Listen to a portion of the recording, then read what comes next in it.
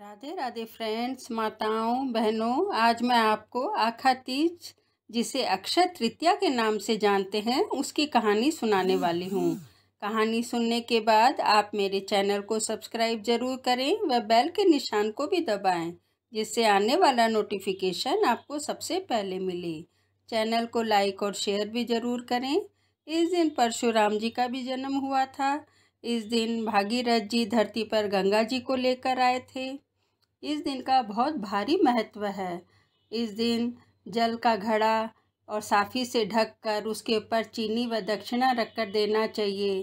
साथ में चावल, दाल, नमक, घी, चीनी, सब्जी, फल, इमली, पंखा ये भी देना चाहिए। इस दिन बद्री नारायण जी के पट खुलते हैं, सो आप अपने घर में भी बद्री नारायण जी की पूजा करके तुलसी चढ़ाएं व मिश्री और भिजाया हुआ जो चना की दाल होती है उसका भोग लगाएं और आरती करें।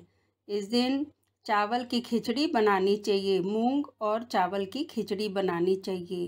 कहानी इस प्रकार है। एक ब्राह्मण था, वह कोई भी काम नहीं करता था। उसको गांव में थोड़ा बहुत अनाज भिक्षा में मिल जाया करता था। इससे वह अपने और बच्चों का पालन पोषण करता था। ऐसे करते करते बहुत दिन निकल गए। एक बार गांव में अकाल पड़ने लगा तो सब लोग बोले, ब्राह्मण देवता, हमें अपने बच्चों का ही पालना मुश्किल हो रहा है, तो आप शहर चले जाइए, वहाँ कोई पूजा पाठ का काम करके अपने बच्चों का पालन पोषण करें। ब्राह्मण देवता जाने लगा तो वह अपनी ज़मीन जाट भाई को देकर बोला कि तू मेरी ज़मीन संभाल के रखना, जब मैं वापस आऊँगा तो मुझे दे देना। वो ब्राह्मण सुगनी था, यानी वह जान लेता था कि आगे क्या होने वाला है। उसे मालूम हो जाता था कि अब अकाल आने वाला है, इसलिए वह 4-5 साल के लिए शहर चला गया। 4-5 साल बाद जब उसे अच्छा शगुन मिला तो उसने सोचा कि अब तो गांव में अनाज बहुत सारा हुआ होगा, तो वो वापस अपने गांव आने लगा। तो जाट को जब मालूम पड़ा कि ब्राह्मण वापस आ गया है तो वह अपनी ज़मीन देनी पड़ेगी, तो जाट और उसका बेटा आपस में बात करने लगे कि अब तो ज़मीन देनी ही पड़ेगी, पर अब हम ज़मीन नहीं देंगे। बाप बेटे को बोला कि मैं जैसे जैसे तुम्हें बताऊंगा तुम वैसा ही करना। दोनों बाप बेटा खेत में चले गए। खेत में जाकर एक गड्ढा खोदा, उसमें अपने बेटे को बिठा दिया और बोला कि जब मैं बोलूँगा कि ये ज़मीन मेरी है, क्या ये ज़मीन मेरी है, क्या ये ज़मीन मेरी है, तो तुम हूँ करके हामी भर देना।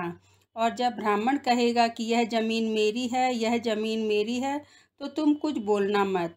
बेटा बोला, ठीक है पिताजी। बेटा उस गड्ढे में बैठ गया और जब ब्राह्मण देवता आया तब कहा कि जाट भाई, मेरी ज़मीन दो, अकाल तो बीत गया है, अपना खेत जोतूंगा। इसकी ज़मीन बहुत अच्छी थी, थोड़ी सी ही बारिश में बहुत अच्छी फसल होती थी। जाट भाई को वह ज़मीन भा गई थी, इसलिए वह ज़मीन नहीं देना चाह रहा था। तो वो बोला कि ज़मीन बोल रही है कि यह ज़मीन मेरी है, यह ज़मीन मेरी है। तो ब्राह्मण देवता बोले, ज़मीन भी कभी बोलती है क्या? तो जाट भाई बोला, हाँ ज़मीन से बोलती है, तो चलो हम लोग चलते हैं। तो गांव के सब पंचों को जमा कर लिया और भी बहुत से आदमी सब जमा होकर सब खेत में चले गए। तो ब्राह्मण देवता ने 3 बार पूछा, क्या ये ज़मीन मेरी है, क्या ये ज़मीन मेरी है, क्या ये ज़मीन मेरी है? तो कोई जवाब नहीं आया। जब जाट बोला 3 बार कि क्या ये ज़मीन मेरी है, क्या ये ज़मीन मेरी है, क्या ये ज़मीन मेरी है, तो ज़मीन से हूँ की आवाज़ आने लगी।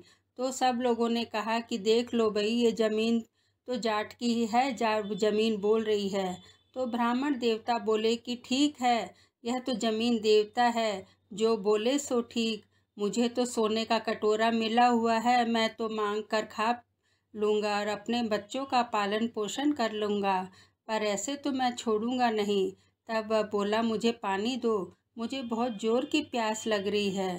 तो उस समय पानी जाट लेकर आया और उस समय खेतों में तुमड़ी रहती थी, घड़ा रहता था जिसमें कि पानी ठंडा रहता था, तो वो तुमड़ी में पानी लेकर आ गया। ब्राह्मण ने हाथ में पानी लिया। तब ब्राह्मण बोला कि हे जमीन देवता, तू सबका भार सहन करती है, दूसरों का पालन पोषण करती है, अगर तू बोली है कि ठीक है, यह ज़मीन मेरी नहीं है, अगर कोई और बोला है तो इस ज़मीन के अंदर ही वह भस्म हो जाना। पग पग पर तू यही बोलता फिरना। तो वो संकल्प दे करके वापस चला गया। सब लोग भी वापस चले गए। तब जाट बोला जाटनी से कि तुम क्या बना रखी है? तो वो बोली मैं चूरमा बना रखी हूँ। तो वो बोला चलो अब बेटा को ले आते, फिर हम लोग सब मिलके चूरमा खाएंगे। वो लोग दोनों जन खेत में चले गए और बेटे का क्या हाल है देखते हैं। दोनों जने जब गए तो देखते हैं कि बहुत जोर की आंधी तूफान आया हुआ है। सब कुछ खत्म हो गया है। सारा फसल बर्बाद हो गई है और उसका बेटा जो गड्ढा में था वो दिखाई नहीं दे रहा है। वो बेटे को आवाज़ देता है तो जगह जगह से पग पग पर खाली हूँ हूँ की आवाज़ सुनाई देती है। तब जाट जाटनी को बहुत ही पछतावा होता है और भगवान से हाथ जोड़कर बोलते हैं कि उनको एक ही बेटा था। हे भगवान, मैंने छल किया, मैंने कपट किया, मेरा बेटा चला गया। कोई और भाई कभी भी किसी से छल कपट मत करना। जिसके पास जितना है उतना में ही अपना गुजारा करो। अपनी मेहनत के बल पर आगे बढ़ो। किसी की ज़मीन, किसी की जायदाद, सोना चांदी किसी का भी मत लेना।